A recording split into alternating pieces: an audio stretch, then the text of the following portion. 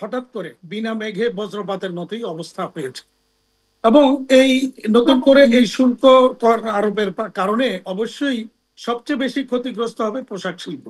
আবার আবার যদি আবার অন্যভাবে বিষয়টাকে দেখি, এই ধরনের একটা সিচুয়েশনে বাংলাদেশ বড় ধরনের একটা অ্যাডভান্টেজ নেওয়ারও একটা পরিস্থিতি তৈরি হয়েছে।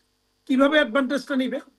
প্রথমত সরকার যদি মার্কিন যুক্তরাষ্ট্রকে বুঝাতে সক্ষম হয়, যেমন মার্কিন যুক্তরাষ্ট্রের যে আমদানি বাংলাদেশে হয় এটা $2 বিলিয়ন মতো আমরা টোটাল রপ্তানি আমদানি করি।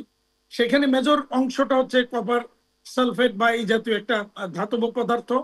দ্বিতীয় সর্বোচ্চ এটা প্রায় 6 বিলিয়ন বা 5.5 থেকে 6 বিলিয়নের মতো। আর দ্বিতীয়ত হচ্ছে 3.5 বিলিয়নের মতো সয়াবিন।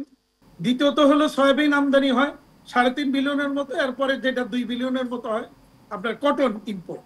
এই তিনটা আইটেমই কিন্তু বাংলাদেশে duty free access, zero duty, একেবারেই জিরো ডিউটি।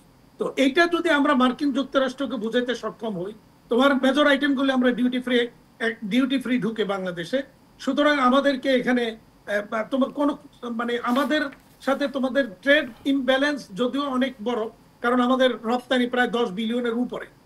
তো তারপর আমাদের মেজর এক্সপোর্ট যেটা সেটা কিন্তু 52% ডিউটি দিয়ে এখন ঢুকতে হবে।